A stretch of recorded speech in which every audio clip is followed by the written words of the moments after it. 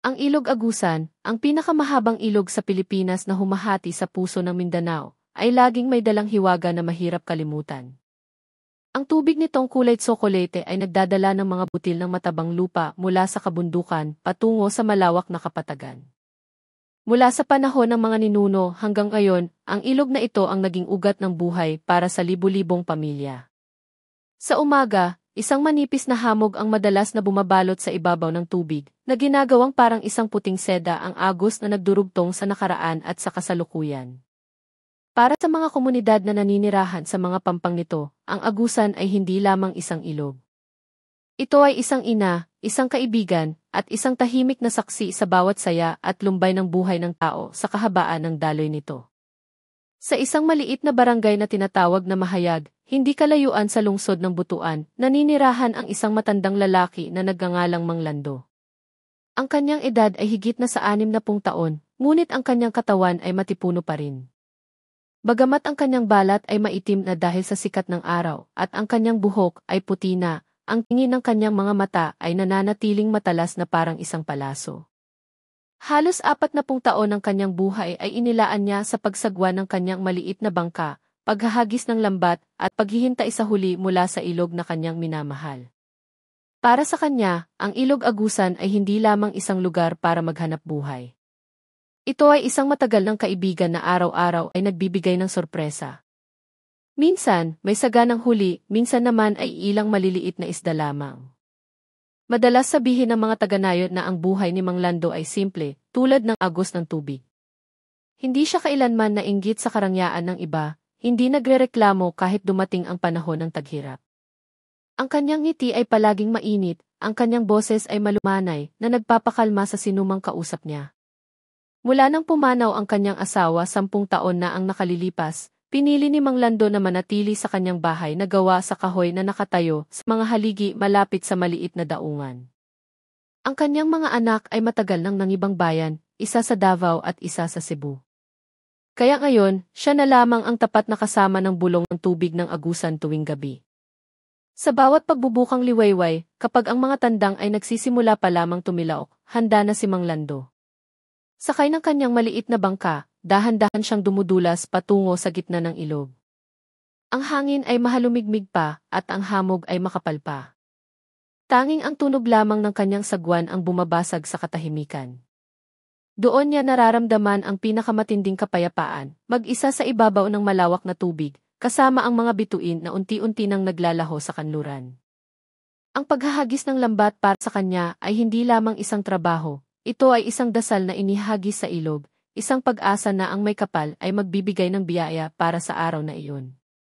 Ngunit isang umaga noong Hunyo ng taong 2023, ang simpleng ritual na iyon ay naging simula ng isang malaking lihim. Noong umagang iyon, ang panahon ay mas malamig kaysa karaniwan. Mas makapal ang hamog kaya't ilang metro lamang ang abot ng tanaw. Gaya ng dati, dahan-dahang sinagwan ni Mang Lando ang kanyang bangka, pinipili ang agos na kabisado na ng kanyang isipan. Payapa niyang inihagis ang kanyang huling lambat, hinahayaan itong dahan-dahang lumubog kasunod ng agos. Pagkaraan ng ilang sandali, sinimulan niyang hilahin pabalik ang lambat ng may pag-asa. Agad niyang naramdaman ang isang di pangkaraniwang bigat. Napakabigat ng lambat, mas mabigat pa kaysa sa pinakamalaking huli na nakuha niya kailanman. Isang maliit na ngiti ang sumilay sa kanyang mukha. Sigurado siyang binigyan siya ng malaking regalo ng ilog. Marahil ay isang kumpol ng mga hito o malalaking tilapia ang sabay-sabay na nahuli. Humawak siya ng mahigpit. Nanigas ang kanyang mga lumang kalamnan habang dahan-dahan niyang hinihila ang lambat na halos hindi gumagalaw. Ngunit nang magsimulang lumitaw ang ilalim ng lambat sa ibabaw ng tubig, ang ngiti sa mukha ni Mang Lando ay agad na naglaho. Ang lumitaw ay hindi lamang isda, may isang bagay na maputla, nababalot ng lumot at mga gusot na ugat ng tubig. Inakala pa ni Mang Lando na isa lamang itong malaking troso na tinangay ng agos. Ngunit nang may angat ng buo ang lambat, nanlaki ang kanyang mga mata, nanginginig ang kanyang katawan, at mula sa kanyang bibig ay lumabas ang isang sigaw na bumasag sa katahimikan ng madaling araw. Sa loob ng kanyang lambat ay nakahandusay ang isang kalansay ng tao. Buo pa ang mga buto nito, ngunit ang kulay ay nanilaw na dahil sa katagalan. Ang lalong nagpatigil sa hininga ni Mang Lando ay ang isang makapal na lubid na mahigpit pa ring nakapulupot sa mga buto ng binti nito, na may isang malaking bilog na bato bilang pabigat. Hindi ito ordinaryong bato, ito ay kalahating bahagi ng isang lumang gilingang bato para sa palay, isang tradisyonal na kagamitan na sa mga lumang nayon na lamang matatagpuan. Natigilan si Mang Lando. Namutla ang kanyang mukha, nanginginig ang mga kamay hanggang sa halos mabitawan niya ang sagwan. Naintindihan niya na ang kanyang natagpuan ay hindi lamang isang bangkay na inanod. May isang taong sinadyang itapon sa ilog na ito. Isang taong pilit na pinalubog upang hindi na kailanman bumalik. Ang tubig ng agusan, na matagal nang naging bukal ng buhay, ay nagtatago rin pala ng isang madilim na lihim sa ilalim ng agos nito. Nagmamadaling inalis ni Mang Lando ang lambat, hinahayaan ang mga isda na magsipagbalikan sa tubig. Agad niyang pinaandar ang makina ng kanyang bangka, pinaharurot ito patungo sa daungan ng nayon. Kumakabog ang kanyang puso, naninikip ang kanyang dibdib. Sa buong buhay niya, hindi pa siya nakasaksi ng isang bagay na ganito kasindak-sindak. Nais lamang niyang ipaalam agad sa mga opisyal ng barangay upang ang madilim na lihim na ito ay hindi na muling lamunin ng panahon. Noong umagang iyon, hindi pa rin nawawala ang hamog sa ibabaw ng agusan. Ngunit para kay Mang Lando, lahat ay nagbago na. Ang ilog na kanyang minamahal ay hindi na lamang nagbibigay ng biyaya. Nagpakita ito ng ibang mukha. Isang mukha na nagtatago ng kwento ng kasalanan, pagtataksil, at marahil isang krimen na matagal nang nakalibing. Ang buhay sa tabi ng ilog agusan ay karaniwang may payapang ritmo. Ang mga taga-barangay mahayag ay sanay na sa simpleng rutina. Karamihan ay umaasa sa ilog para sa kanilang ikinabubuhay. May mga naglalambat, may mga naglalagay ng bubo o bitag, at mayroon ding naghahanap ng mga inanod na kahoy upang ibenta. Ang tunog ng mga maliliit na bangka na may lumang makina na umuugong tuwing umaga ay tila musika na naghahatid sa kanilang mga araw. Si Mang Lando ay isa sa iilang matatandang mangingisda na nananatiling tapat sa trabahong iyon. Marami sa kanyang mga kaedad ay huminto na dahil sa huminang lakas. Ngunit pinili niyang manatili, sabi niya, hindi lamang ito tungkol sa paghahanap ng pera, kundi tungkol din sa pagpapanatili ng ugnayan niya sa agusan.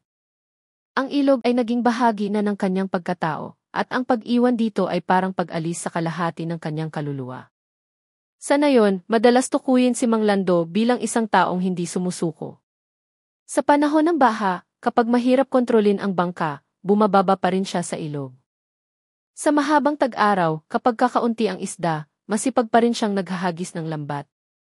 Minsan, sapat lang ang huli para sa pagkain sa isang araw. Minsan, mas marami hanggang sa maibenta sa palengke ng butuan. Ngunit, gaano man karami ang huli, palaging nagpapasalamat si Mang Lando. Iginagalang siya ng mga tao sa paligid hindi dahil sa kayamanan, kundi dahil sa kanyang katatagan ng loob. Maraming kabataan ang madalas makinig sa kanyang mga payo sa bulwagan ng barangay o sa tabi ng daungan. Lagi niyang sinasabi na ang buhay ay hindi laging kailangang sagana. Ang mahalaga ay payapa ang puso, halal ang biyaya, at lumalaki ng maayos ang mga anak. Ang mga alaala ng kanyang kabataan ay nakatago pa rin sa kanyang puso. Noong malakas pa siya, sumama siya sa isang grupo ng mga magtotroso na naglayag sa agusan hanggang sa malalayong lugar sa loob ng kagubatan. Naranasan niyang matulog ng ilang araw sa ibabaw ng balsa, kasama ang mga lamok at ang tunog ng mga hayop sa gabi. Nagkasakit siya sa gitna ng gubat, ngunit nanatili siyang matatag dahil sa pagmamahal niya sa ilog.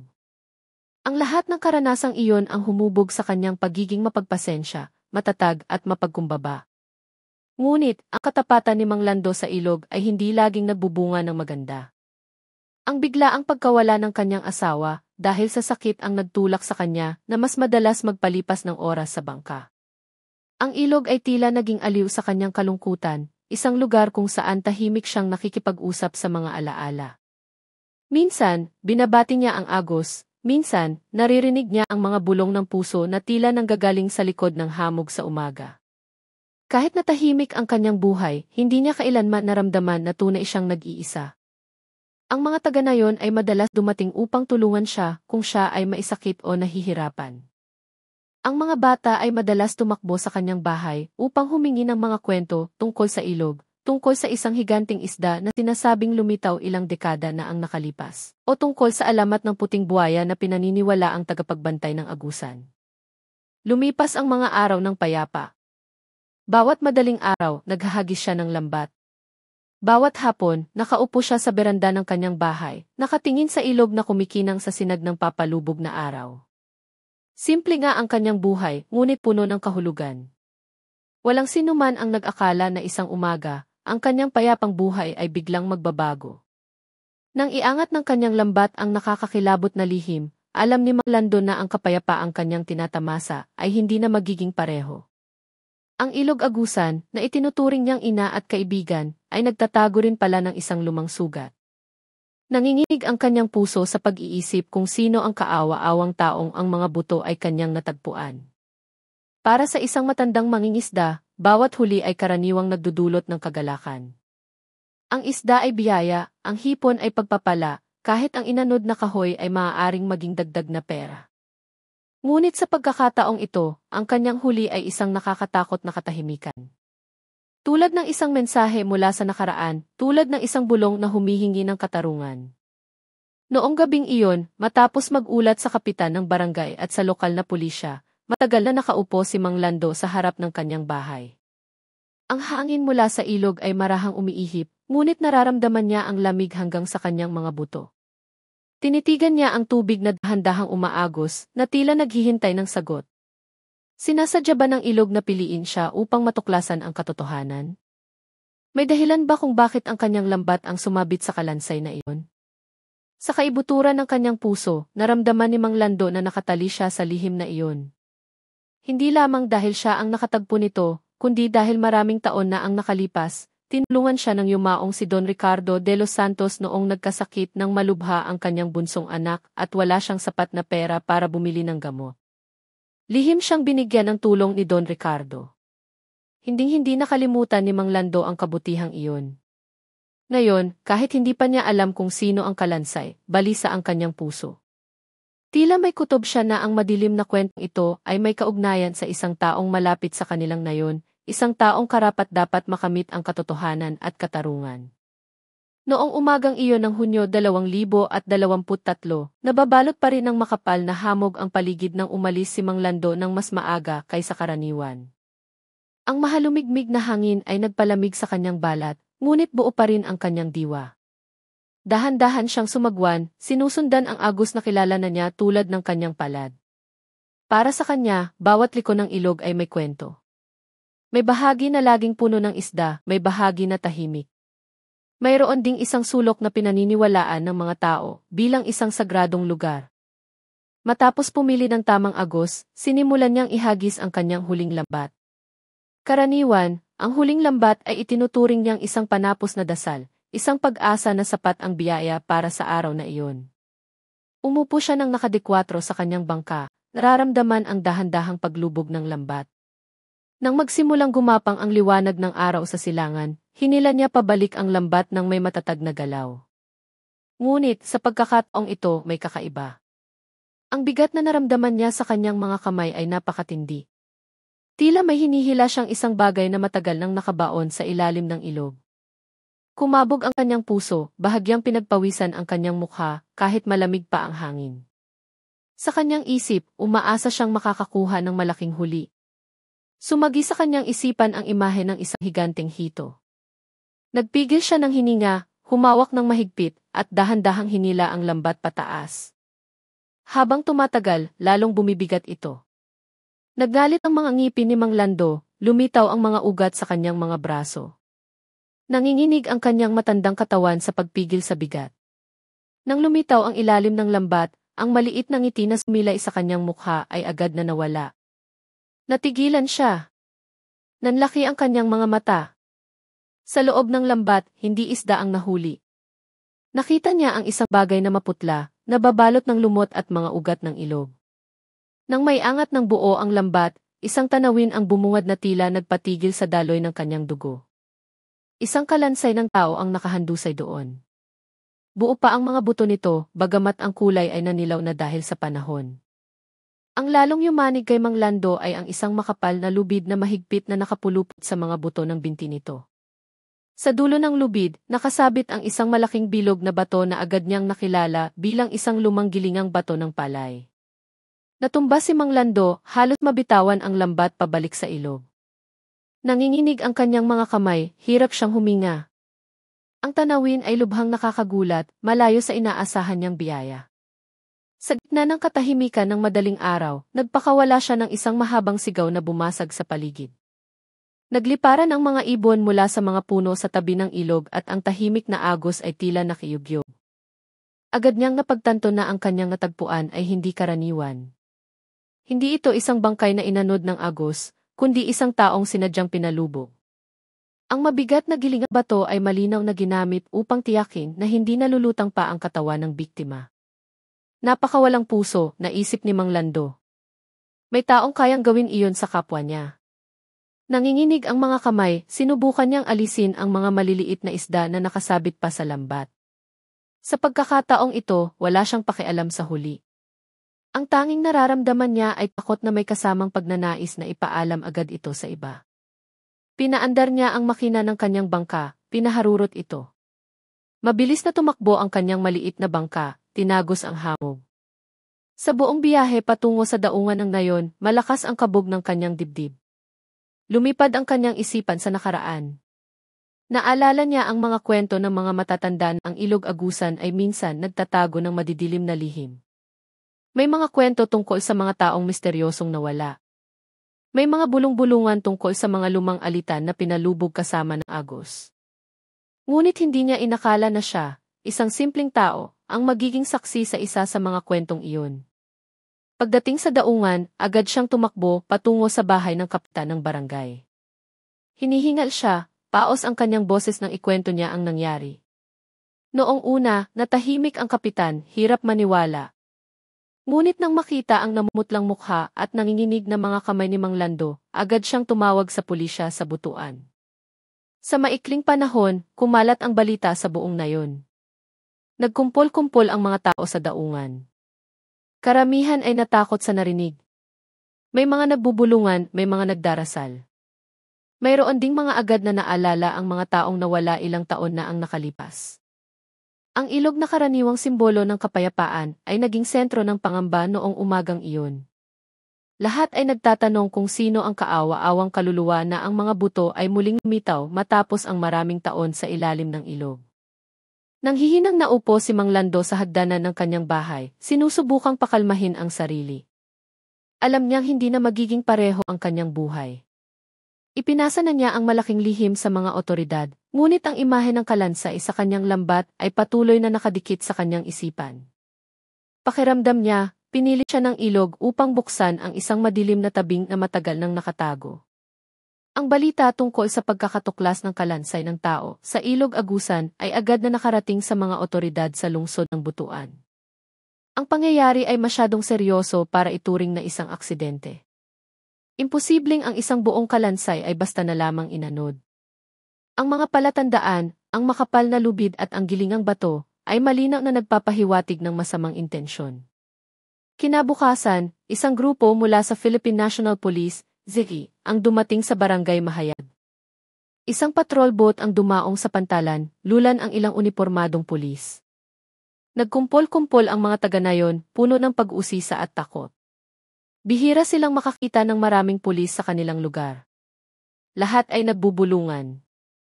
May mga bumabanggit ng salitang ipagpatay, habang ang iba ay sinusubukan pa ring itanggi ang katotohanan.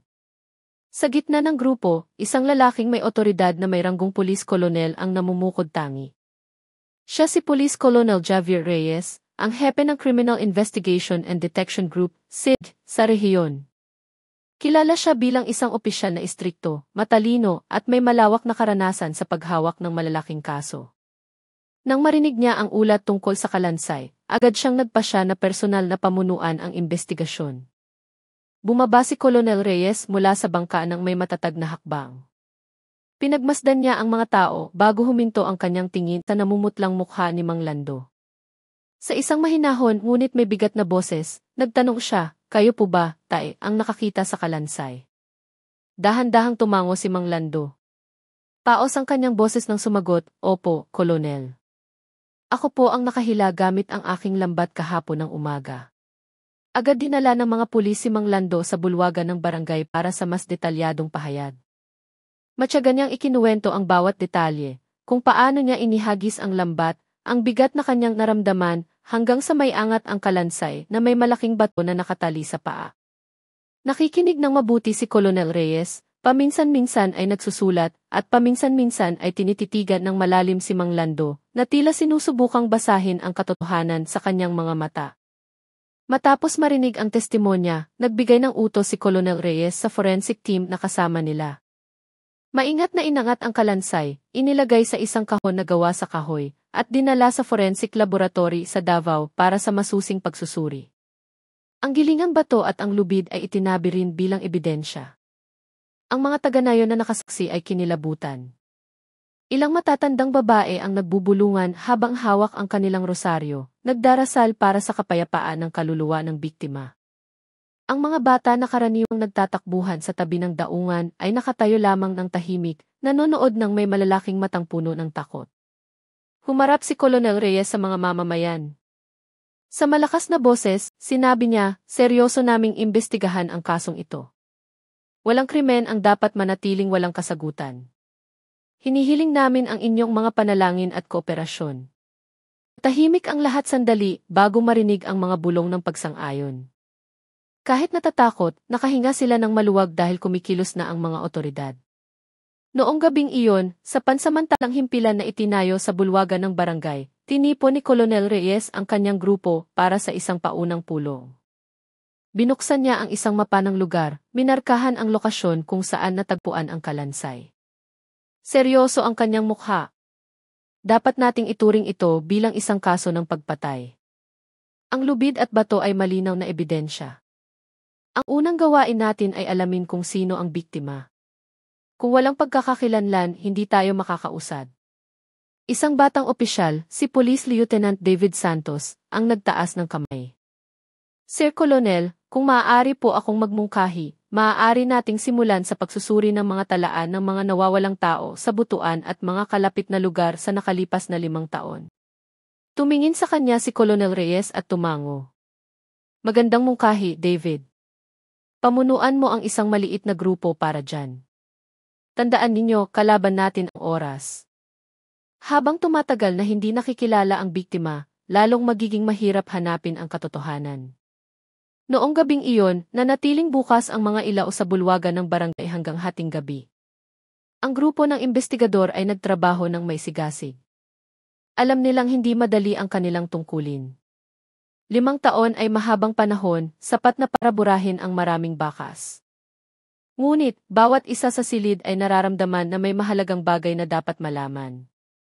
Si Mang Lando, kahit pinayuhan ng magpahinga, ay nakaupo pa rin sa beranda ng kanyang bahay, nakatingin sa madilim na ilog. Alam niyang ang gabing iyon ay simula ng isang mahabang paglalakbay. Isang malaking lihim ang nagsimula ng malutas, at sa paanuman, naging bahagi na siya ng kwentong iyon. Ilang araw matapos dalhin ang kalansay sa forensic laboratory sa Davao, lumabas na ang paunang resulta ng pagsusuri. Noong gabing iyon, sa isang simpleng silid-pulungan sa himpilan ng pulisya, si Colonel Reyes, kasama ang kanyang pangunahing grupo ay nakaupo at naghihintay sa ulat mula sa forensic team. Isang medyo may edad na forensic doctor na nagngangalang E.C. Morales ang pumasok na may dalang makapal na folder. Seryoso ang kanyang mukha, mahinahon ngunit mabigat ang kanyang boses. Binuksan niya ang mga dokumento at sinimulang ipaliwanag ang mahahalagang natuklasan. Batay sa pagsusuri ng buto sa balakang at sa antas ng pagkasira ng mga kasukasuan, kumpirmadong lalaki ang biktima, may edad na nasa pagitan ng 50 at 60 taon. Ang kanyang taas ay tinatayang nasa 165 sentimetro. Tumingin ng may matinding atensyon si Colonel Reyes, isinusulat ang bawat detalye. Alam niyang simula pa lamang ito, ngunit napakahalaga para mapaliit ang paghahanap sa pagkakakilanlan ng biktima. Ang mas nakakagulat, patuloy ni E.C. Morales, mula sa resulta ng carbon dating at sa kondisyon ng mga buto, tinatayang namatay ang biktima mga 5 taon na ang nakalipas, partikular sa pagitan ng huling bahagi ng 2017 at kalagitnaan ng 2018. Natahimik ang silid. 5 taon. Ibig sabihin, ang kalansay ay nakabaon na sa ilalim ng ilog Agusan sa loob ng mahabang panahon. Napakaraming lihim ang maaaring maglaho sa loob ng ganoong katagal na panahon. Huminga ng malalim si Colonel Reyes. 5 taon ay hindi maikling panahon. Ang salarin, sino man siya, ay maaaring pakiramdam niya iligtas na, maaaring nakapagtayo na ng bagong buhay sa ibang lugar, o maaaring nagpalit na ng pagkakakilanlan. Ngunit para kay Colonel Reyes, walang salitang pagsuko. Sa isang matatag na boses, sinabi niya, dito mismo ang hamon. Hindi tayo dapat huminto dahil lamang sa matagal na panahon. Bawat krimen ay tiyak na nag-iiwan ng bakas. Si Lieutenant David Santos, na nakaupo sa dulo ng mesa, ay nakikinig ng may sigasig. Bagamat nasa 30 taong gulang pa lamang siya, ang kanyang mukha ay nagpapakita ng kaseryosohan ng isang batang investigador na uhaw sa karanasan. Sa kanyang puso, nararamdaman niyang may personal na kaugnayan ang kasong ito sa kanya. Naalala niya ang kanyang ama na nawala sa dagat noong bata pa siya. Hanggang ngayon, hindi natagpuan ang labi ng kanyang ama. Kaya't para sa kanya, ang kasong ito ay tila isang personal na tawag. Nais niyang magbigay ng katarungan hindi lamang para sa hindi kilalang biktima, kundi para na rin sa kanyang sariling puso. Ipinagpatuloy ng forensic team ang paliwanag. Walang natagpo ang damit, pitaka, o anumang personal na gamit na makakatulong sa pagkakakilanlan. Ang tanging naroon ay mga buto, lubid at ang gilingang bato. Sa madaling salita, ang biktima ay dumating sa kanila ng walang pangalan, walang kwento. Tumingin si Colonel Reyes sa malaking mapa sa dingding. Itinuro niya ang ilog Agusan na humahati sa Mindanao. Mula sa kaibuturan ng kanyang puso, alam niyang maraming misteryo ang itinatago ng ilog na iyon. Ngunit sa pagkakataong ito, determinado siyang hindi hayaang manatiling nakalibing ang misteryo. Nagbigay siya ng isang malinaw na utos, magsimula tayo sa simula. Muling suriin ang lahat ng ulat ng mga nawawalang tao mula 2017 hanggang 2018. Hindi lamang sa butuan, kundi pati na rin sa mga karatig na probinsya. Suriin isa-isa, itugma sa edad, pisikal na katangian at petsa ng pagkawala. Agad na isinulat ni Lieutenant Santos ang utos. Alam niyang hindi madali ang gawaing ito. Ang mga lumang archive ay madalas magulo, maaaring nawawala ang mga talaan, at maaaring hindi kumpleto ang impormasyon. Ngunit handa siya. Sa matatag na determinasyon, ipinangako niya sa kanyang sarili na babasahin ang bawat pahina ng ulat, kahit na kailangan niyang magpalipas ng gabi-gabi sa isang maalikabok na silid ng mga papeles. Sa labas ng silid pulungan, abala pa rin ang gabi sa Davao. Maririnig ang ingay ng mga sasakyan mula sa malayo.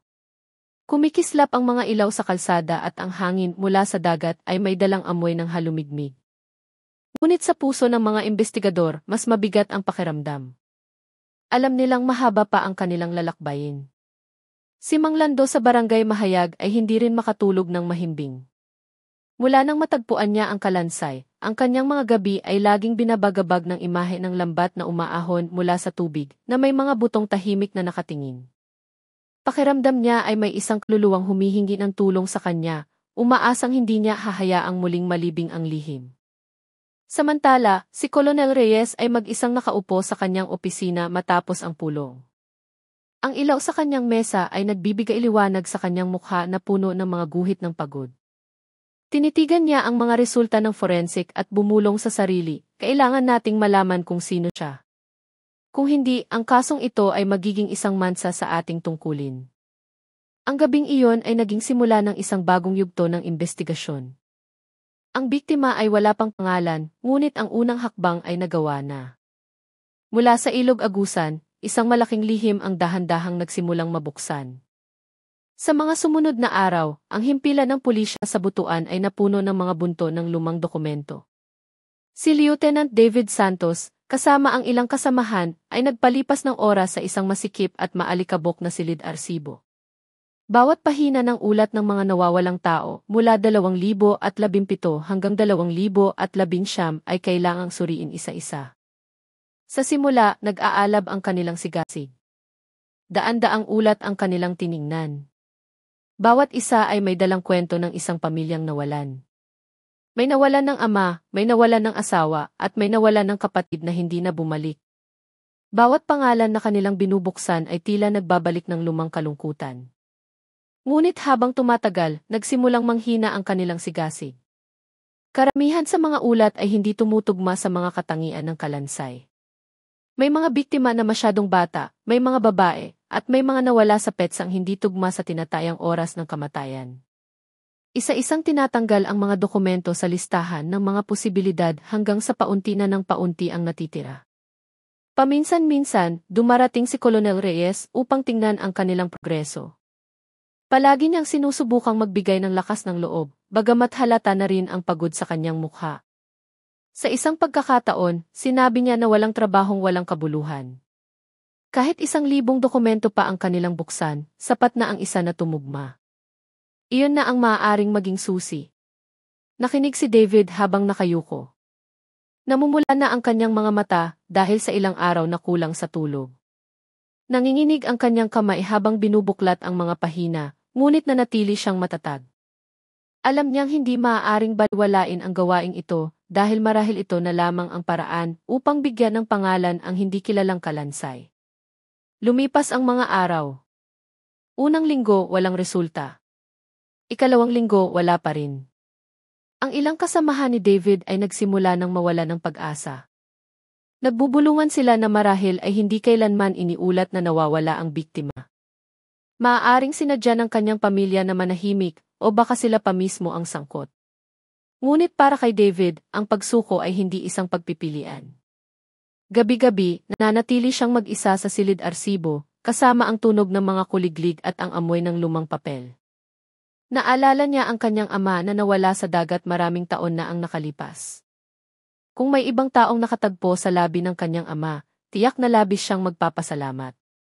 Dahil dito, nararamdaman niyang may moral siyang obligasyon na huwag hayaang manatiling walang pangalan ang kalansay mula sa Ilog Agusan.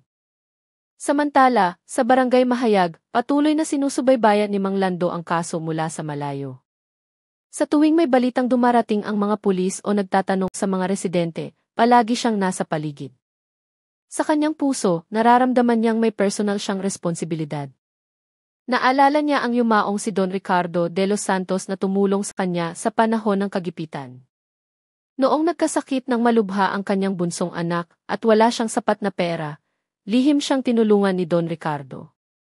Simula noon, ang pangalan ni Ricardo ay laging nakatatak sa kanyang isipan. Ngayon, kahit hindi pa niya alam kung sino ang kalansay, balisa ang kanyang puso. Tila may kutob siyang ang madilim na kwentong ito ay may kaugnayan sa isang taong malapit sa kanilang nayon. Sa silid ng investigasyon, ang paunti ng paunting bunton ng mga dokumento ay nagdulot ng tensyon. Tinitigan ni Colonel Reyes ang malaking mapa ng Mindanao sa dingding na may pulang pin na nagmamarka sa lokasyon kung saan natagpuan ang kalansay. Alam niyang kung hindi agad matutukoy ang pagkakakilanlan ng biktima, lalong magiging mahirap ang kaso. Isang gabi, nang lahat ay nakauwi na, mag-isang nakaupo si Reyes sa kanyang opisina. Ang ilaw sa mesa ay nagbibigay liwanag sa kanyang mukha na puno ng mga guhit ng pagod.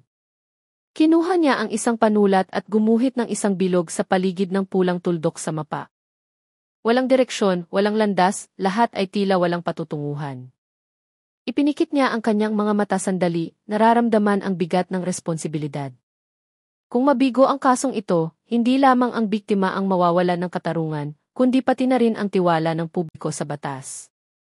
Patuloy na itatago ng Ilog Agusan ang madilim na lihim nito, at maniniwala ang mga tao na maaaring makatakas ang krimen. Iyon ang isang bagay na hindi niya matatanggap.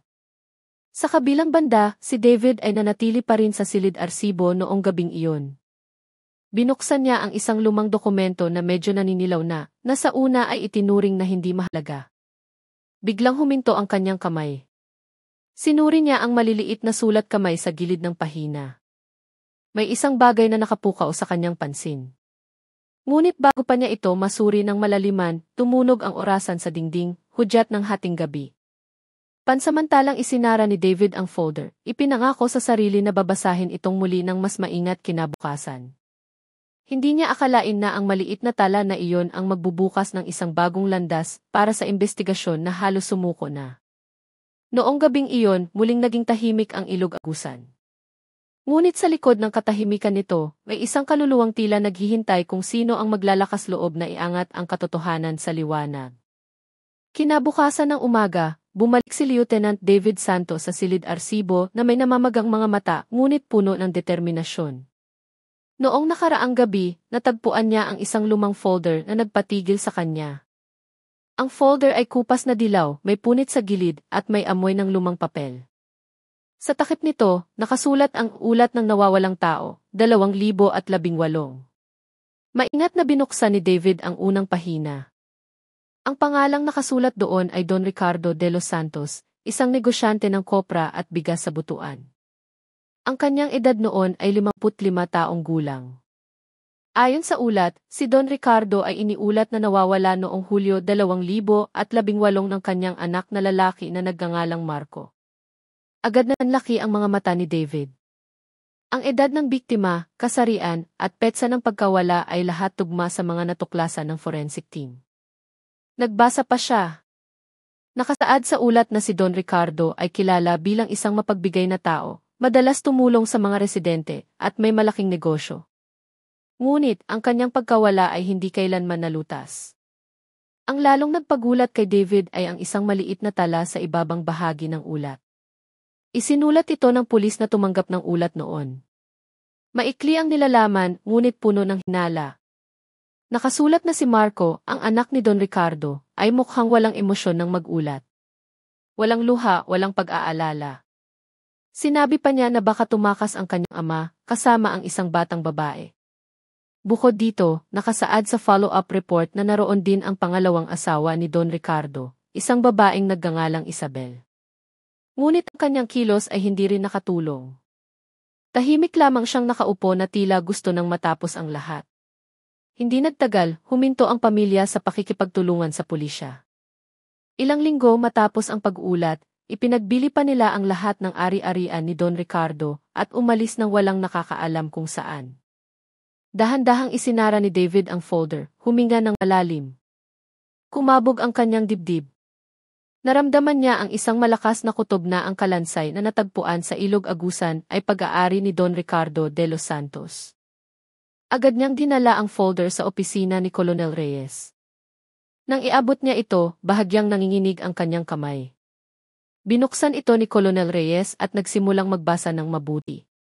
Tumigas ang kanyang mukha habang sinusuri niya ang nilalaman ng ulat. Nang makarating siya sa maliit na tala sa ibaba, huminto siya sandali. Matalas ang kanyang tingin, nanigas ang kanyang mukha. Sinabi niya sa mahinang boses na hindi lamang ito isang pahiwatig. Ito na marahil ang pangunahing susi. Noong hapon na iyon, puno ng tensyon ang silid pulungan. Nagtipon ang pangunahing grupo ng investigasyon at ipinaliwanag ni Colonel Reyes ang natuklasan ni David. Lahat ay nakikinig ng seryoso. Ang katotohanan na ang sariling anak at ang batang asawa ay naging malamig ng mag-ulat ng pagkawala, pagkatapos ay agad na ipinagbili ang mga ari-arian at naglaho, ay isang bagay na lubhang kahina-hinala. Isang senior na investigador ang dahan-dahang tumango. Sinabi niya na sa mga kaso ng pamilya, ang motibo ay madalas na nagmumula sa pag-aagawan ng mana o personal na alitan. Kung totoo ito, may posibilidad na si Don Ricardo ay hindi lamang nawala, kundi pinatay ng kanyang mga pinakamalapit na tao. Tumingin si Colonel Reyes sa mga mukha sa silid at sinabing simula sa araw na iyon, ang focus ng investigasyon ay tututok na sa pamilya ng biktima. Susuriin ng grupo ang tungkol kina Marco at Isabel. Saan sila nagpunta pagkatapos ng 2018 at ano talaga ang nangyari sa likod ng pagkawala ni Don Ricardo? Nakahinga ng maluwag si David, ngunit may kasamang kaba. Maluwag dahil hindi na sayang ang kanyang pagsisikap sa silid Arcibo. Ngunit may kaba dahil ang direksyon ng kaso ay malinaw na patungo sa isang trahedya ng pamilya.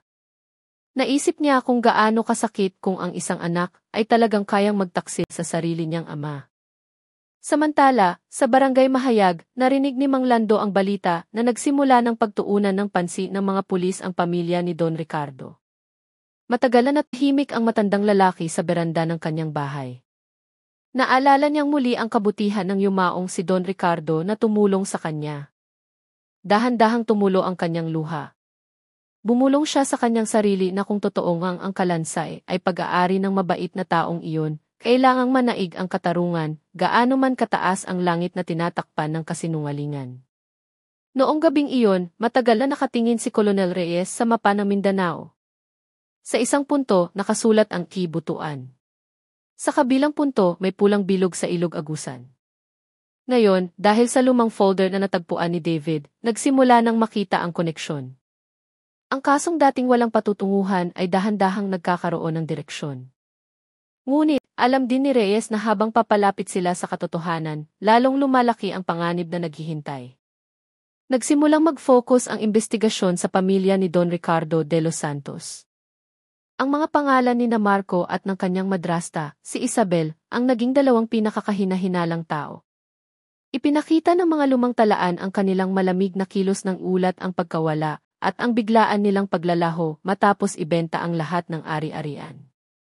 Inutusan ni Colonel Reyes ang kanyang grupo na alamin pa ang tungkol sa dalawa. Sinimulan ng mga investigador na puntahan ang mga dating kapitbahay sa Butuan. Mula sa mga usap-usapan, unti-unting lumabas ang mga piraso ng kwento, tulad ng mga basag na salamin na matagal nang nakabaon at nagsimulang makita ng hukayin ang lupa. Isang matandang kapitbahay ang nagsabi na hindi kailanman nakita si Marco na tunay na nagluluksa matapos mawala ang kanyang ama.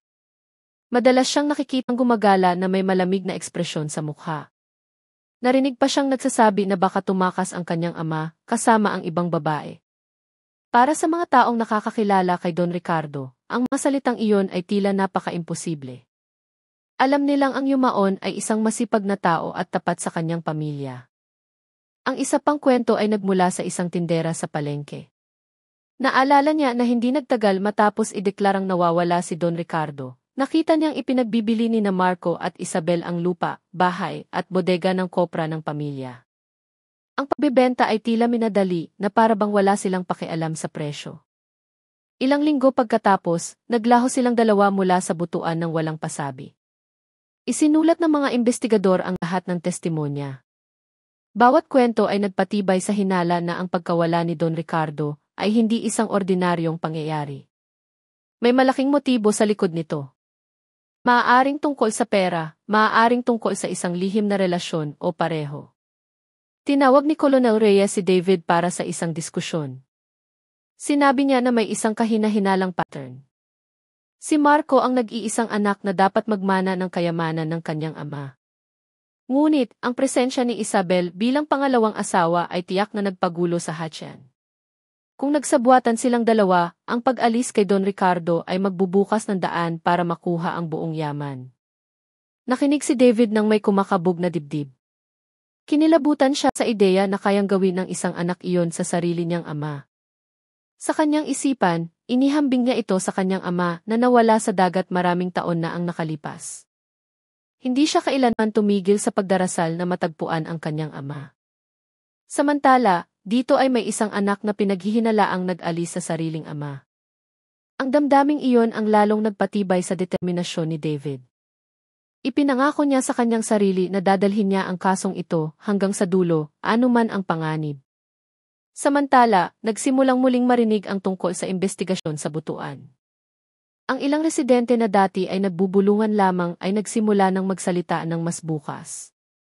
May isang lumang tsismis tungkol sa kakaibang relasyon ni Marco at ng kanyang madrasta. Si Isabel, na ilang taon lamang ang tanda kay Marco, ay mas madalas na nakikitang kasama ang kanyang stepson kaysa sa kanyang asawa. Isang dating manggagawa sa bodega ang nagsabi pa na minsan niya silang nahuling nagbubulungan ng malambing sa isang sulok ng imbakan ng kopra. Noon, hindi siya naglakas loob na magsumbong dahil takot siyang matanggal sa trabaho. Ngunit ang kwentong iyon ngayon ay naging bahagi na ng malinaw na palaisipan ng hinala. Timbangin ni Colonel Reyes ang lahat ng impormasyon ng may malamig na ulo. Alam niyang hindi maaaring gamiting ebidensya sa korte ang tsismis. Ngunit madalas, ang tsismis ay salamin ng isang bagay na talagang nangyayari sa likod ng mga saradong pinto. Noong gabing iyon, sa isang panoob na pulong, idiniin ni Reyes na dapat manatiling maingat ang investigasyon. Ayaw niyang magmadali sa pag-akusa ng walang matibay na ebidensya. Ngunit isang bagay ang malinaw, sina Marco at Isabel ay opisyal ng mga pangunahing suspect. Narinig ni Mang Lando sa barangay Mahayag ang balitang iyon mula sa isang opisyal ng barangay na kararating lang mula sa Butuan. Matagal na napaisip ang matandang lalaki sa tabi ng ilog. Tumulo ang kanyang luha habang naaalala ang kabutihan ni Don Ricardo. Kung totoo ang mga hinala, napakasaklap ng sinapit ni Yumaon.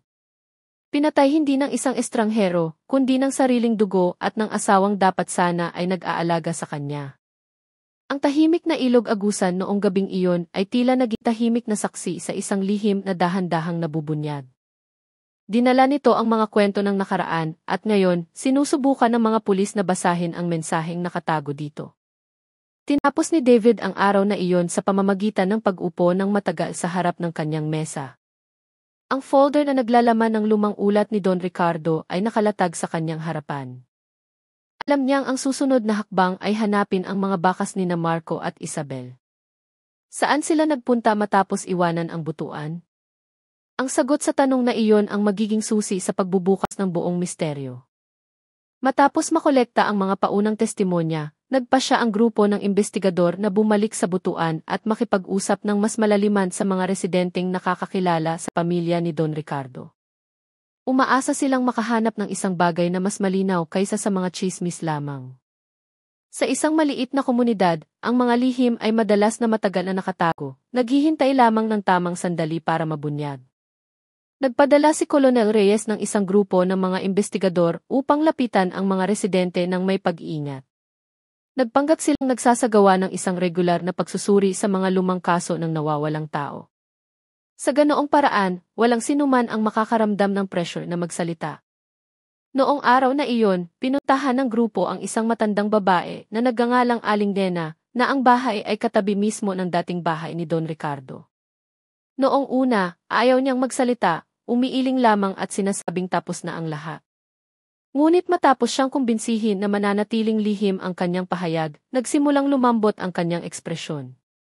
Sa mahinang boses, sinabi niyang may isang bagay talagang kakaiba mula pa sa simula. Ayon kay Aling Nena, mula nang pakasalan ni Don Ricardo si Isabel, nagbago ang kapaligiran sa bahay. Si Isabel, na mas bata, ay hindi kailanman tunay na kumilos bilang isang mapagkumbabang pangalawang asawa. Madalas siyang nakikitang masyadong malapit kay Marco. Minsan, nalilito pa ang mga kapitbahay kung sila ba ay mag-ina o isang magkasintahan. Yumuko ang matandang babae na tila takot na makasakit ang kanyang mga salita. Ipinagpatuloy niya ang kanyang kwento na madalas, sa gabi, naririnig niya ang mga yapak ni Marco na pumapasok sa silid ni Isabel. Nag-aalala siya, ngunit hindi siya kailanman naglakas loob na sitahin sila.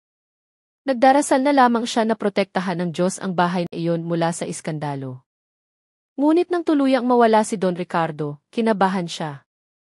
Tila nagkatotoo ang masamang kutob na matagal na niyang itinatago. Ang isang katulad na testimonya ay nagmula sa isang dating manggagawa sa bodega ng bigas ni Don Ricardo. Naalala niya ng malinaw na minsan niyang nakita sina Marco at Isabel na naglalambingan sa isang sulok ng bodega, na may kilos na hindi na pangkaraniwan para sa isang stepson at madrasta. Nagpanggap siyang hindi nakita dahil takot siyang mawala ng trabaho. Ngunit ang imahe ng pangyayaring iyon ay nanatili sa kanyang isipan hanggang ngayon. Habang dumarami ang mga testimonya, lalong lumilinaw ang larawan sa isipan ng mga investigador. May isang ipinagbabawal na relasyon sa pagitan ni Marco at ng kanyang madrasta. Ang relasyong iyon marahil ang naging madilim na lihim na humantong sa isang malaking trahedya. Nakinig si Colonel Reyes sa ulat na may seryosong mukha.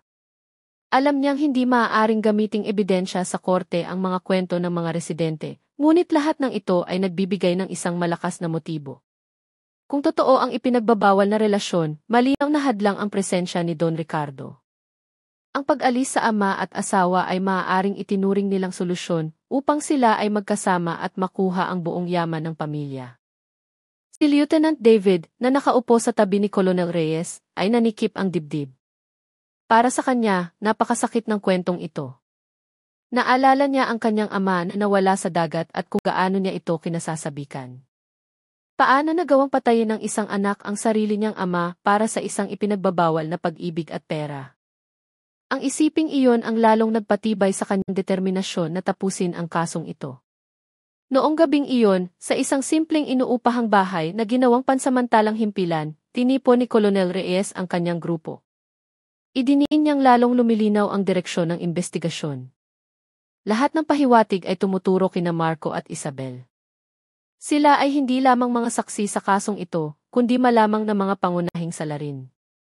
Narinig din ni Mang Lando sa mahayag ang balita mula sa isang kamag-anak na kadarating lang mula sa butuan. Tinakpan ng matandang lalaki ang kanyang mukha gamit ang dalawang palad. Tumulo ang kanyang luha nang hindi mapigilan. Naalala niyang muli kung paano tinulungan ng pamilya ni Don Ricardo ang kanyang pamilya. Kung totoo ngang pinatay siya sa ganoong kalupit na paraan, napakasakit para sa mga taong nakakakilala sa kanya. Ang ilog agusan noong gabing iyon ay kumikinang sa sinag ng buwan. Nakaupo si Mang Lando sa daungan, nakatingin sa agos na patuloy na dumadaloy. Bumulong siya sa kanyang sarili na nagsalita na ang ilog sa pamamagitan ng kanyang lambat. Ngayon, tungkulin na ng mga pulis na alamin ang buong katotohanan. Sa himpilan, tinapos ni Colonel Reyes ang pulong na may mga salitang puno ng determinasyon. Idiniin niyang ang susunod na hakbang ay hanapin ang kinaroroonan ni Marco at Isabel na 5 taon nang nawawala. Kung buhay pa sila, maaga o huli matutuntun din sila. Malawak ang mundo, ngunit walang sapat na lawak na lugar para magtago mula sa katotohanan. Matapos makolekta ang iba't ibang testimonya mula sa mga residente ng butuan, nagkasundo ang grupo ng investigador na ang susunod na hakbang ay hanapin ang kinaroroonan ni Marco at Isabel. 5 taon na silang nawawala, ngunit naniniwala si Colonel Reyes na walang taong tunay na makakapagbura ng kanyang mga bakas. Masyadong malawak ang mundo para magtago, ngunit bawat hakbang ng tao ay laging nag-iiwan ng marka. Ang grupo ay hinati sa 2. Ang unang grupo ay inatasang alamin ang mga malalayong kamag-anak, mga lumang kaibigan, at mga taong dating nagtrabaho para kina Marco at Isabel.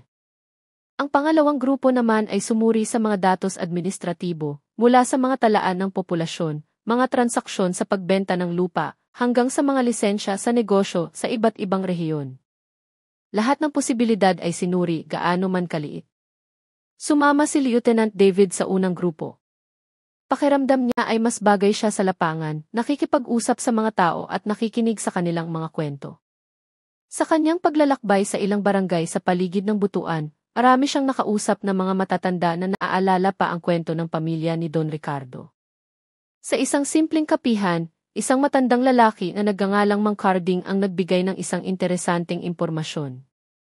Inamin niyang nakita niya si Marco ilang linggo matapos ang balita ng pagkawala ng kanyang ama. Noong panahong iyon, hindi mukhang nagluluksa si Marco. Sa halip, mukha siyang nagmamadali, kasama ang isang batang babae na pinaghihinalaang si Isabel. Bumili sila ng tiket ng bus patungong Davao, dala ang ilang malalaking maleta. Maingat na isinulat ang testimonya. Bagamat hindi sapat na maging ebidensya sa korte, ang impormasyon ay nagbigay ng isang ideya kung saan sila tumakas. Kung totoo ngang papunta sila sa Davao, malaki ang posibilidad na nagpatuloy ang kanilang paglalakbay sa ibang lugar. Samantala, ang pangalawang grupo na sumusuri sa mga datos administratibo ay nagsimulang makahanap ng mga butas. May ilang transaksyon sa lupa at bahay na ginawa sa ilalim ng mga bagong pangalan. Iba-iba ang mga pangalan, ngunit kahina-hinala ang pattern at oras. Sa tuwing may naibebentang ari-arian sa butuan, ilang linggo pagkatapos ay may bagong talaan ng pagmamay-ari sa ibang lungsod na maihalos kaparehong pangalan. Sinuri ni Colonel Reyes ang ulat ng mabuti. Napagtanto niyang maaaring matagal ng pinlano ni Marco at Isabel ang kanilang pagtakas. Gamit ang perang mula sa mga naibenta, nakapagtayo sila ng bagong buhay sa malayo, nagpapanggap sa ilalim ng ibang pangalan. Noong gabing iyon, sa isang pulong ng investigasyon, nagsalita si Colonel Reyes ng may diin. Sinabi niyang simula ngayon, kailangan nilang palawakin ang paghahanap hanggang sa labas ng Mindanao. Ang maliliit na pahiwatig mula sa mga transaksyon sa lupa at mga testimonya ay maaaring maging sinulid na magtuturo sa kanilang pinagtataguan. Muling nabuhayan ng loob si Lieutenant David. Kahit na ang paghahanap ay parang paghahanap ng karayom sa dayami, naniniwala siya sa tiyaga. Naalala niyang muli ang mga salita ni Colonel Reyes na bawat krimen ay nag-iiwan ng bakas. Naniniwala si David na hindi maaaring magtago ang katotohanan magpakailanman. Samantala, sa Barangay Mahayag, patuloy na sinusubaybayan ni Mang Lando ang mga balita mula sa malayo. Madalas siyang nakaupo sa tabi ng ilog, nag-iisip. Ang ilog agusan na pinagkukunan niya ng kabuhayan ay ngayon ay pinagmumulan din ng isang madilim na kwento. Ngunit naniniwala siyang hindi matatahimik ang kaluluwa ni Don Ricardo hanggat hindi natatagpuan ang katotohanan. Sa himpilan, lalong naging abala ang lahat. Halos bawat oras ay tumutunog ang telepono, nagdadala ng mga bagong balita mula sa iba't ibang lugar. Ang ilan ay walang patutunguhan, ang iba ay nagbibigay ng pag-asa. Bawat impormasyon ay kinokolekta, pinipili, at inilalagay sa isang mapa sa dingding. Sinimulang iguhit ang mga pulang linya, nag-ugnay sa maliliit na tuldok na dati ay tila magkakahiwalay. Madalas na matagal na nakatayo si Colonel Reyes sa harap ng malaking mapa. Tinitingnan niya ang mga linya ng mga ilog, kalsada, at lungsod. Sa kanyang puso, alam niyang ang pagtugis na ito ay hindi lamang tungkol sa pagpapatupad ng batas, kundi tungkol din sa pagbabalik ng tiwala ng publiko.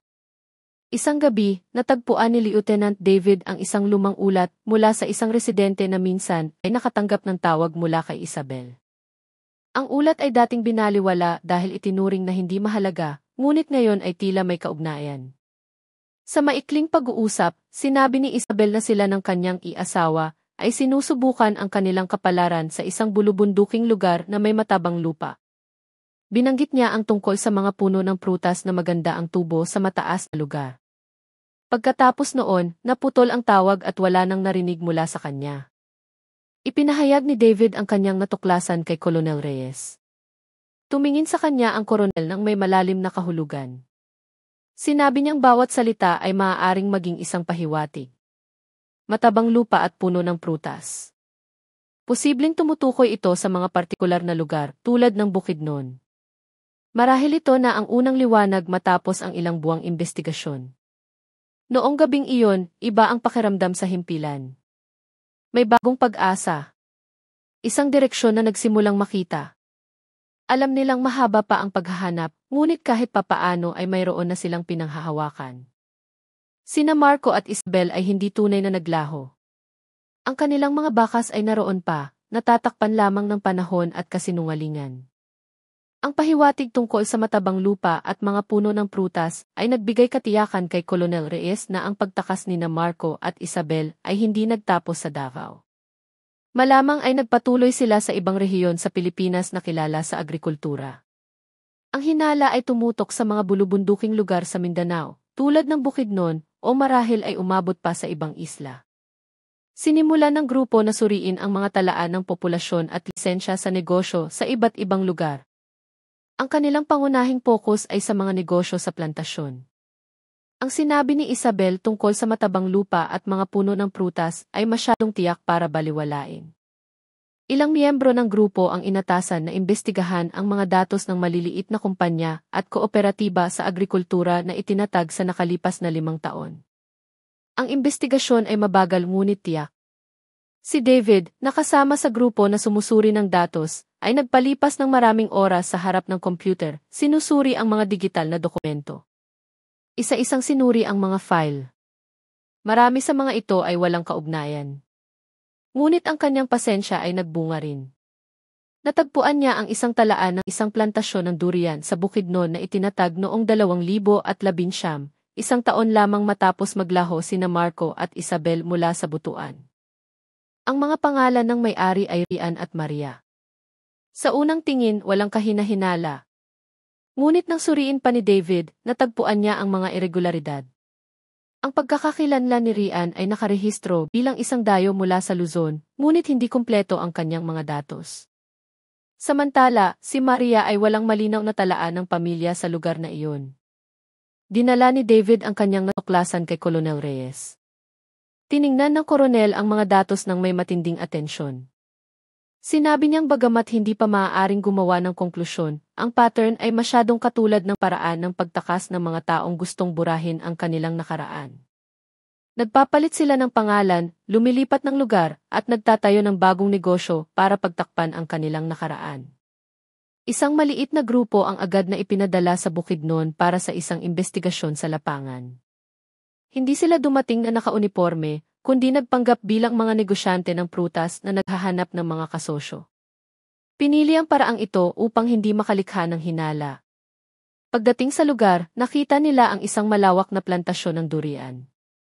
Sa gitna nito, nakatayo ang isang malaking bahay na gawa sa kahoy na mukhang maunlad. Ayon sa mga residente, ang mga may-ari ay sina Gi, Rian at Giangi. Maria, isang mag-asawang mabait at madalas tumulong sa mga kapitbahay. Walang sinuman ang naghinala na sila ay mga wanted sa isang kaso ng pagpatay mula sa butuan. Nakausap ni David ang ilang manggagawa sa plantasyon. Sinabi nilang si Gi, Rian ay isang istriktong tao ngunit mapagbigay. Samantala, si Giangi, Maria ay madalas magbigay ng pagkain sa mga bata sa nayon. Ang kanilang buhay ay tila normal na para bang isang mag-asawang tunay na nagsimula ng bagong yugto. Ngunit nang palihim na magmasid si David, may isang maliit na bagay na nakapukaw sa kanyang hinala. Ang mukha ni Gi, Rian, bagamat mas matanda na, ay nagpapaalala sa kanya ng larawan ni Marco sa lumang file. Samantala, ang ngiti ni Giangi, Maria ay kapareho ng kay Isabel sa larawan sa na ipinakita ng mga residente ng butuan. Sigurado si David na sila nga ang mga taong iyon. Ngunit para makatiyak, nagpasya si Colonel Reyes na kailangan nilang mangolekta ng siyentipikong ebidensya. Ang pinakamahusay na paraan ay kumuha ng FFA sample ng hindi direkta, halimbawa, mula sa mga gamit na kanilang ginagamit araw-araw. Sinimulang buuin ng grupo ang isang maingat na plano. Hindi sila maaaring basta na lamang mag-akusa dahil kung walang matibay na ebidensya, maaaring mabaliktad ang sitwasyon. Sa loob ng ilang araw, nagpanggap silang mga negosyante ng prutas, bumibisita sa plantasyon at bumibili ng mga ani. Sa isang pagkakataon, nagtagumpay silang makuha ang isang plastik na baso na kadarating lang gamitin ni Gi, Rian. Maingat na itinabi ang baso para ipadala sa forensic laboratory. Habang naghihintay ng resulta, pinaalalahanan ni Colonel Reyes ang kanyang grupo na manatiling kalmado. Alam niyang habang tumatagal na nabubuhay sa kasinungalingan ang isang salarin, lalo siyang nagiging kampante na nakalibing na ang kanyang lihim. Ngunit sa mga sandaling iyon karaniwang lumalabas ang katotohanan. Noong gabing iyon, nakaupo si David sa kanyang simpleng silid sa isang paupahang bahay sa nayon. Tinitingnan niya ang malabong liwanag mula sa isang lampara. Sa labas, naririnig ang huni ng mga kuliglig. Sa kanyang puso, nararamdaman niya ang pinaghalong kaba at pag-asa. Alam niyang ang susunod na hakbang ay maaaring maging mapagpasya. Kung tumugma ang resulta ng AAT, lahat ng misteryong nakatago sa loob ng 5 taon ay magsisimula ng mabuksan. Sa di kalayuan, ang plantasyon ng durian ng mag-asawa ay nakatayo ng marangya sa gitna ng kadiliman. Tila ang matabang lupa na iyon ay nagtatago ng isang madilim na kwento na matagal nang tinatakpan ng mga matatamis na ngiti at peking tagumpay. Ilang linggo pagkatapos, lumabas na ang resulta ng pagsusuri ng ihi. Tinanggap ni Colonel Reyes ang opisyal na ulat sa kanyang mesa. Bahagyang nanginginig ang kanyang kamay nang buksan niya ang sobre na may selyo mula sa forensic laboratory. Malinaw ang resulta. Ang ihi sample mula sa plastik na baso na ginamit ni Gi, Rian ay tumugma sa sample mula sa mga buto ni Don Ricardo de los Santos. Ang relasyon ng ama at anak ay patunayan na may halos 100% katiyakan. Biglang natahimik ang silid pulungan ng basahin ang resulta. Wala nang pagdududa. Si Gi, Rian ay si Marco, ang sariling anak ni Don Ricardo. At si Giangi, Maria, na laging inilalarawan bilang mabait ng mga residente, ay walang iba kundi si Isabel. Ang maskarang kanilang isinuot sa loob ng 5 taon ay nagsimula ng magbitak. Tumingin si Colonel Reyes sa malaking mapa sa dingding. Ang tuldok sa butuan ay konektado na ng isang linya patungo sa Bukidnon na humihinto sa plantasyon ng durian ng mag-asawa. Ang pulang linya ay tila isang landas ng tadhana na sa wakas ay naglabas ng katotohanan mula sa kadiliman. Ngunit hindi pa tapos ang kanilang gawain. Ang pagpapatunay sa pagkakakilanlan ay unang hakbang lamang. Ang tunay na hamon ay ang pagbubunyag sa krimen na matagal nang nakabaon.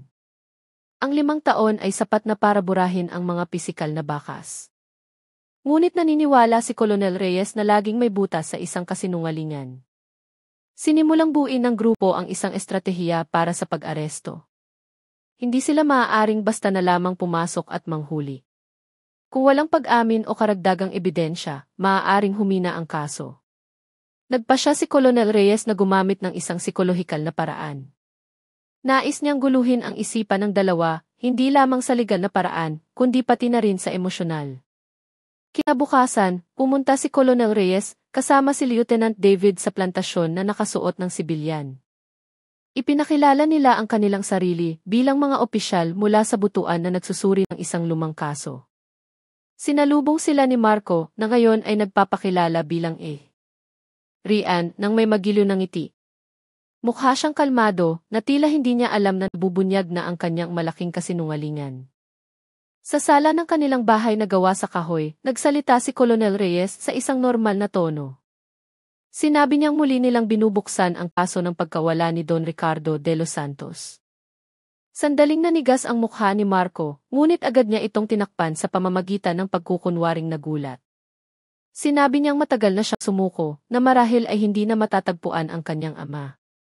Si Isabel, na nakaupo sa tabi niya, ay tahimik lamang, paminsan-minsan ay yumuyuko.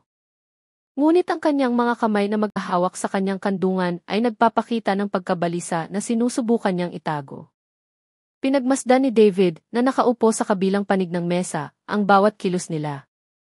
Sinabi ni Colonel Reyes na may bagong natuklasan mula sa ilog Agusan.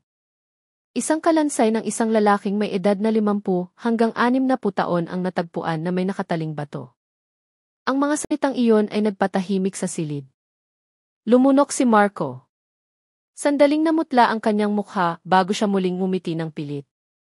Sinabi niya sa mahinang boses na iyon ay isang malungkot na balita, ngunit umaasa siyang mahahanap ng mga pulis ang salarin.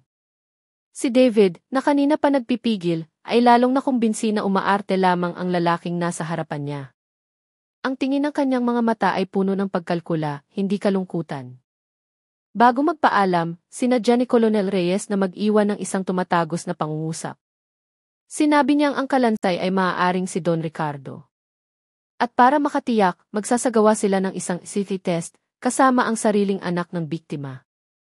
Nang sabihin niya ang mga salitang sariling anak, diretsong tumingin siya kay Marco.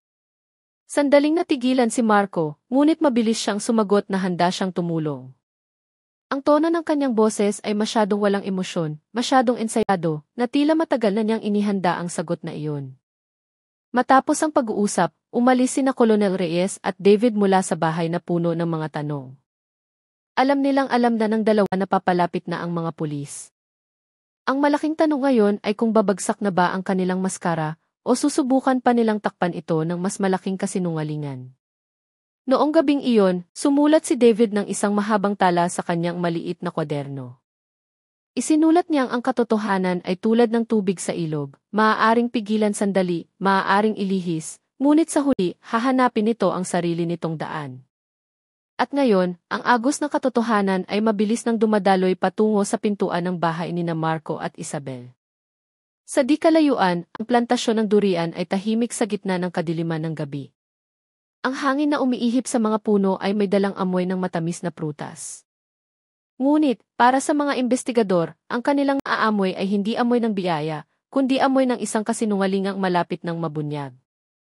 Matapos ang pag-uusap sa bahay na gawa sa kahoy, lalong nakumbinsi si Colonel Reyes na hindi na magtatagal ang pagpapanggap ni Marco at Isabel. Ngunit alam din niyang ang isang minadaling pag-aresto ay maaaring makasama. Kung walang matibay na ebidensya, maaaring itanggi nila ang lahat at pahabain ang proseso. Kaya't nagpasya si Reyes na isagawa ang isang malaking plano na umaasa sa psikolohikal na lakas. Sa loob ng ilang araw, palihim na minanmana ng mga investigador ang kanilang mga gawain. Sa labas, normal ang buhay sa plantasyon. Nagtatrabaho si Marco sa bukid, sinusubaybayan ang ani, at nakikipag-usap sa mga manggagawa. Nag-aasikaso naman si Isabel sa bahay, nagbibigay ng pagkain sa mga bata sa nayon, at paminsan-minsan ay pumupunta sa palengke. Lahat ay mukhang normal, ngunit bawat ngiti at tawa nila ay isang manipis na patong na nagtatakip sa katotohanan. Alam ni Colonel Reyes na ang isang ganoong maskara ay kailangan lamang ng isang lamat para mabasag. Nagplano siya ng isang matapang na estratehiya. Sa halip na maghintay ng pag-amin sa silid ng interogasyon, nais niyang harapin sila ng direkta sa ebidensyang hindi nila matatanggihan. Itinakda ang araw ng pagtutuos. Noong umagang iyon, isang malaking grupo ng pulisya ang kumilos patungo sa plantasyon. Hindi sila dumating na may sirena o ingay, kundi tahimik na pinalibutan ang lugar mula sa iba't ibang direksyon. Ang malaking bahay na gawa sa kahoy ay napapalibutan na ng mga otoridad na handa sa anumang mangyayari. Pumasok sina Colonel Reyes at Lieutenant David sa bakuran ng may matatag na hakbang. Sinalubong sila ni Marco na may pagkagulat sa mukha, ngunit sinusubukang manatiling kalmado. Lumabas si Isabel sa likod niya, ang kanyang mga mata ay kumikislap sa kaba. Sa sala, mabigat ang tensyon. Binuksan ni Colonel Reyes ang isang makapal na folder na naglalaman ng mga resulta ng investigasyon. Pinahayag niyang kinumpirma ng AFI test ang ugnayan sa pagitan ng kalansay na natagpuan sa Ilog Agusan at ni Marco. Ang biktima ay walang iba kundi si Don Ricardo de los Santos. Natahimik si Marco. Sinubukan niyang panatilihing walang emosyon ang kanyang mukha, ngunit nanigas ang mga ugat sa kanyang liig.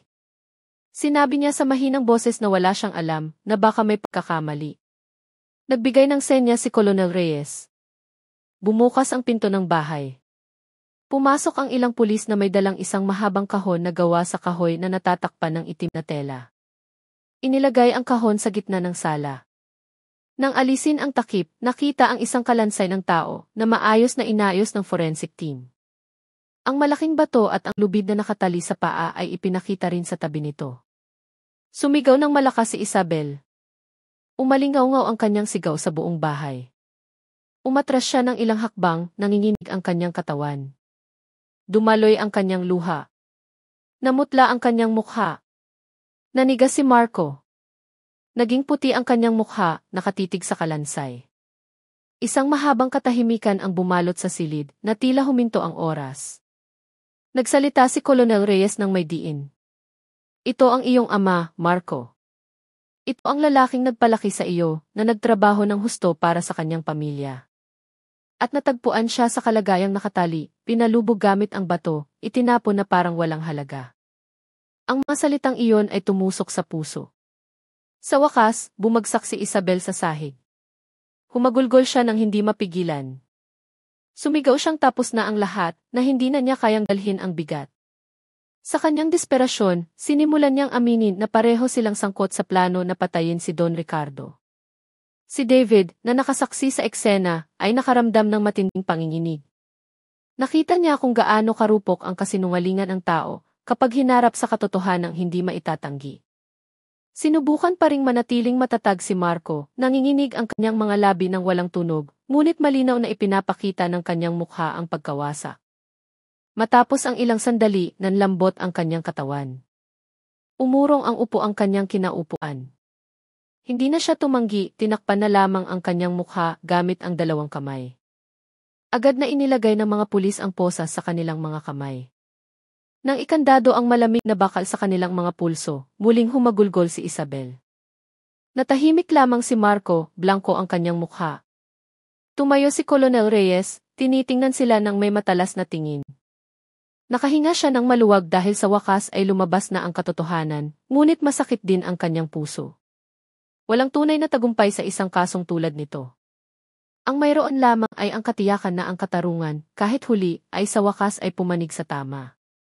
Sa labas ng bahay, madilim ang langit. Ang hangin ay may dalang amoy ng basang lupa, na tila ang kalikasan mismo ay sumasaksi sa araw na iyon. Ang mga manggagawa sa plantasyon ay nakatayo sa malayo, pinapanood ang mag-asawang matagal nilang itinuring na mabait na inilalabas na nakaposas. Ang kanilang mga mukha ay puno ng pagkagulat at hindi paniniwala. Samantala, tiningnan ni David ang isang maliit na ilog na dumadaloy sa tabi ng plantasyon. Malinaw ang tubig ito, malayo sa Ilog Agusan na nagdala sa kalansay ni Don Ricardo sa loob ng 5 taon. Bumulong siya sa kanyang sarili na sa wakas ay nanalo ang agos ng katotohanan. Ilang buwan matapos ang pag-aresto kina Marco at Isabel, dinala ang kaso sa korte. Ang korte sa Davao ay naging saksi sa isa sa pinakaabalang paglilitis na naganap sa lungsod. Mula pa madaling araw, daan-daang tao na ang nagtipon sa harap ng gusali ng korte. Dumating sila hindi lamang dahil sa kuryosidad, kundi dahil gusto nilang makita kung paano igagawad ng batas ang hatol sa mga salarin ng isang napakalupit na krimen. Sa loob ng korte, mabigat ang tensyon. Puno ang mga upuan ng mga mamamahayag, mga mag-aaral ng abogasya, mga lider ng komunidad, at mga ordinaryong mamamayan. Lahat ay gustong marinig kung paano opisyal na hahatulan ang isang kwentong nakabaon sa loob ng 5 taon. Dinala sina Marco at Isabel na nakaposas. Mukha silang gusgusin. Si Marco, na dating kilala bilang matikas, ay mukhang pagod. Blanko ang kanyang mga mata na nakatingin sa sahig. Si Isabel naman ay mukhang mas matanda kaysa sa kanyang edad. Payat ang kanyang katawan, magulo ang kanyang buhok, at wala ng direksyon ang kanyang tingin. Umupo sila sa upuan ng mga akusado, magkahiwalay at hindi naglalakas loob na magtinginan. Binasa ng piskal ang sakdal ng may matatag na boses. Ang pangunahing akusasyon ay planadong pagpatay kay Don Ricardo de los Santos, isang ama at asawa, na may 2 motibo, pera at isang ipinagbabawal na relasyon. Bawat pangungusap ay umalingaw sa korte, nagpayuko sa maraming tao na hindi mapigilan ang kanilang kalungkutan. Sunod na tinawag ang mga saksi. Ipinaliwanag ng mga forensic expert ang resulta ng AA na nagpapatunay na ang kalansay mula sa Ilog Agusan ay kay Don Ricardo nga. Si Mang Lando, ang matandang mangingisda na nakatagpo sa kalansay, ay ipinakita rin. Nanginginig ang kanyang boses nang ikwento niyang muli ang umaga kung kailan ang kanyang lambat ay nag-angat hindi ng isda, kundi ng mga buto ng tao.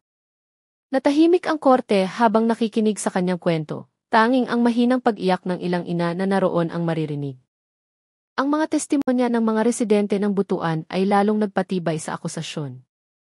Ikinuwento nila ang kakaibang kilos ni Marco at Isabel matapos mawala si Don Ricardo, ang minadaling pagbebenta ng mga ari-arian at ang tsismis tungkol sa ipinagbabawal na relasyon.